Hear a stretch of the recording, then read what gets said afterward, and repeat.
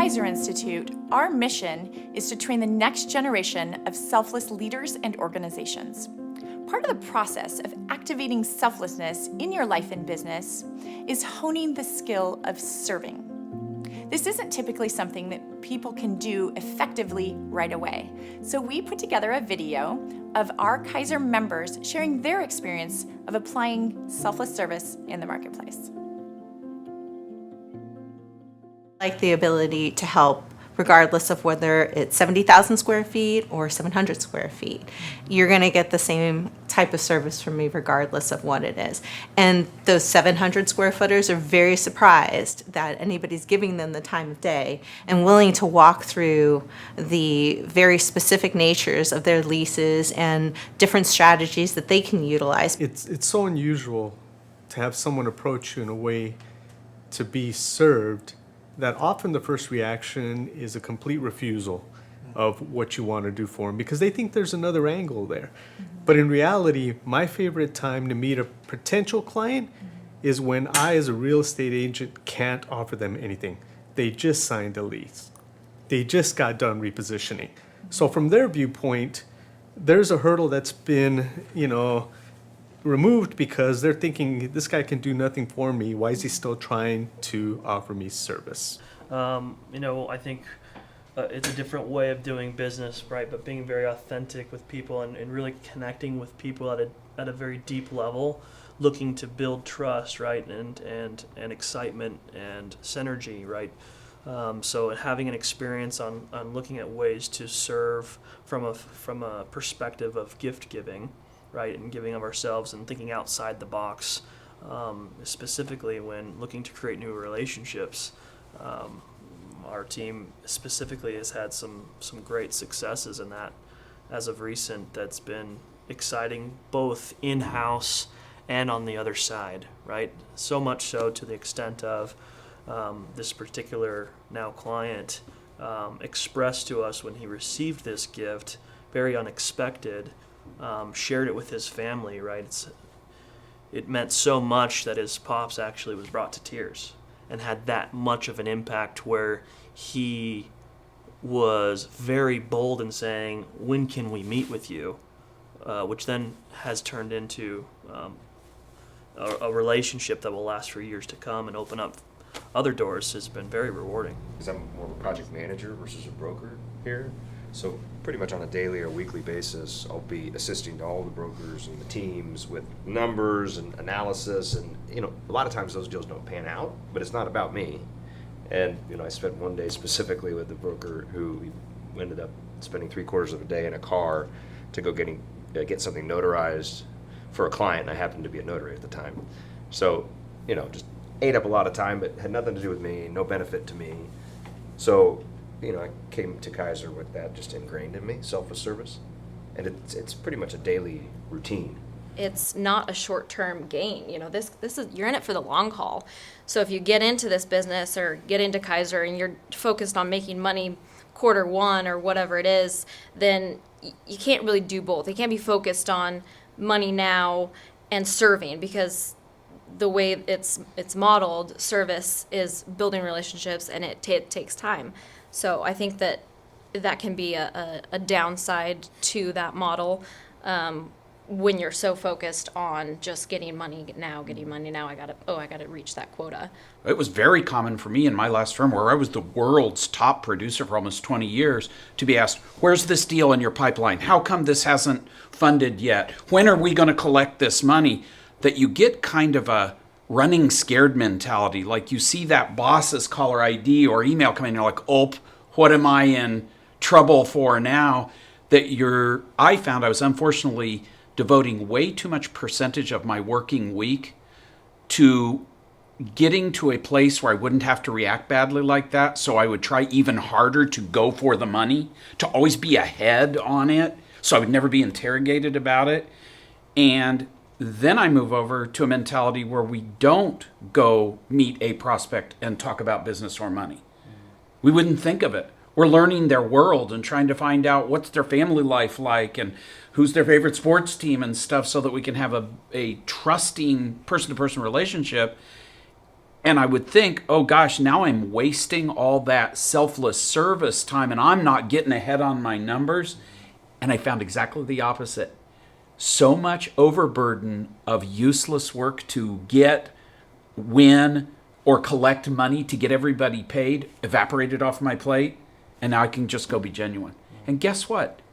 The income still comes. We're trying to recruit people all the time that are used to very nice lifestyles. Well, we have very nice lifestyles here at Kaiser, achieved with way less sales exertion. And it's easy to fall into the rut or into a trap of getting caught up in the materialistic things, right? Within business, the commitment of being present in that service mindset, I think, is what I've noticed to be alleviate what you're talking about, right? The stresses of money, right? The stresses of being fake, right? Being present and having that commitment to a long term. I mean, yeah, we might get taken advantage of it. I mean, it happens to all of us. This isn't the norm, right? Of acting and serving first without expecting anything in return, rather than getting down on myself and looking at it like, why am I doing this? It's invigorating to me, right? Because it pushes me and propels me that much farther and faster towards my goals, my vision, and that success that I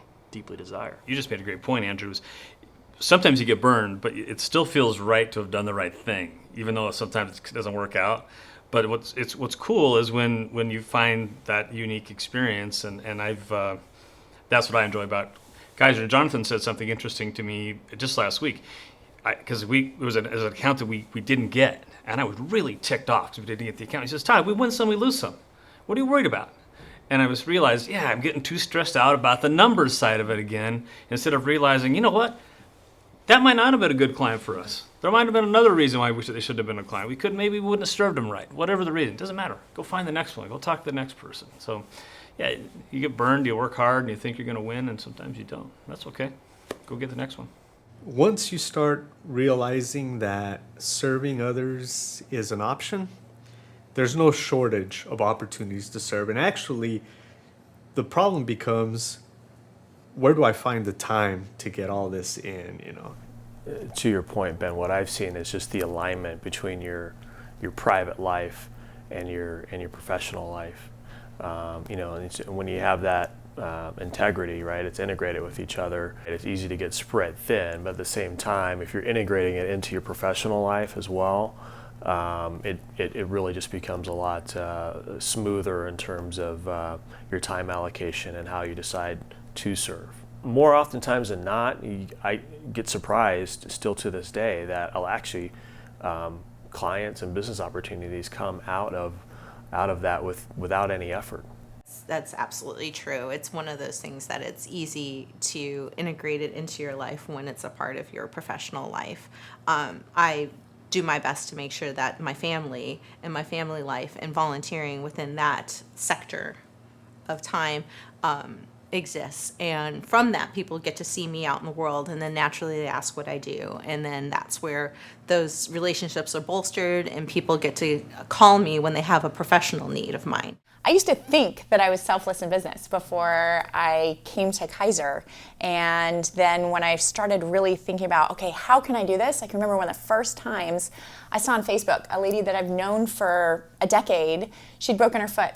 And I thought, I'm going to do it. It's my first really big service thing. And I called her up and I said, hey, I would love to swing by your office if you want for me to pick up anything for you at your office and bring it to you. And she said, I cannot believe that you would call and offer to do that. About 2 weeks later, she called me and said, you know what, I've got a client. He's got about a $10 million office space that he's looking at selling. Why don't I connect you guys? Never in a million years did I do that with the intention of thinking, I'm sure she's got a good client for me. It was just one of those of thinking, all right, I'm going to start being intentional that when I see an opportunity, or rather, I'm going to be intentional to see the opportunities, because sometimes I think we can miss them. But it's that mindset of trying to think on a regular basis, okay, today I'm going to look for those opportunities to really serve someone and find something where I can serve someone. Sometimes you don't even know where it's going to come from. The technology company, and they were doing really well, really successful, and heading the emerging growth or emerging tech division here, I've been fortunate to meet a lot of VC people all around the country, a lot of people with capital. And this particular company was flirting with the idea of doing a raise. So utilizing my network, I was able to connect the two. They had some conversations, and what ultimately turned into a $35 million raise because of my introduction about a year and a half later, $100 million exit. So through that, I made multiple millionaires and with very little recognition. And it was probably the coolest thing I've ever done.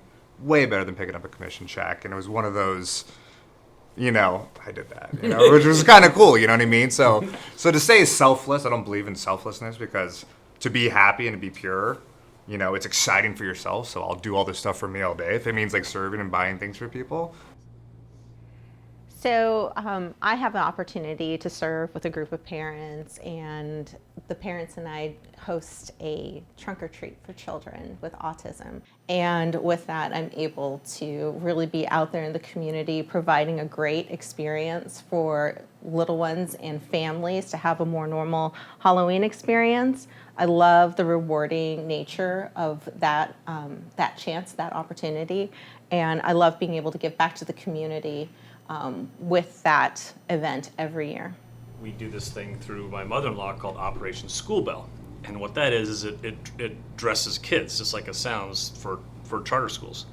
And you go into lower income areas, and there's this bus that this group called the Assistance League has, where they drive the bus out to the school, and you spend your time helping kids get dressed. You get them shoes and socks and underwear and skirts if they're girls, and pants if they're guys, or shorts, whatever you get them, and books, and you go through this process. Well, we had done this before I joined Kaiser, but what was really neat for me is I introduced the idea to Kaiser, and we ended up with a half a dozen people that came and joined in with us that day, which was really cool. So it turned out to be Kaiser. We did the whole thing. It was our bus for the day, and I thought that was really neat that you could invite somebody from your team, and they say, yeah, we'll do it. We'll go. So I don't think I'm the only person that's experienced something like that, when you open that opportunity for Service Up, that we embrace that. But that's my experience. On the retail side, I've got a client that I've been working with for a couple of years now, and he came to me and asked about potentially opening a retail spot. So I had Andrew and his teammate get on the phone and talk with him about what he's looking for. He's looking for a difficult requirement, and so his teammate talked to me offline. Is like, look, I'll help him out however I can, but just so you know, we're not going to get paid on this deal if it happens. And for the past month or so, he's been so awesome with finding deals, talking to landlords, emailing him potential sites, just all while knowing that he's not going to get paid, but just to help me and help my client out. So that's been really, really awesome of him and his team. Can ask you 15 questions or 10 questions, and there's no money in it for anybody, but everybody seems to help out. We just interviewed a guy yesterday for a position, and that was our story to him, that you can ask anybody a question anytime and they'll answer it. And I've totally experienced that. To that point, I make it a goal to try to do at least one deal a year with everybody, or at least every team in the office. And one of the mentalities in my former firms was, if it really didn't deal with your specialty, don't waste your time developing that relationship or that lead. And retail is another great example of that. Recently, we've gotten an opportunity to work with a very large client who has a very large portfolio of real estate, and the portfolio is rather expansive. And while my expertise is probably closer to the office and industrial sector, there is a retail aspect to it. But we're able to provide quality, best-in-class service to this client, primarily because we have such a collaborative environment. There are a number of people I can tap on the retail team and bring into this, and it's very much so open door, come with your questions, we will help type of mentality, whereas in past firms that I've worked with, that's just not the case. It's very much so closed door, keep all your information close to the chest, and just work the deal the best you can. And that really doesn't serve the client well, that type of model. This selfless service model very much so allows the client the best opportunity to garner the best strategic position that they can have for their entire portfolio.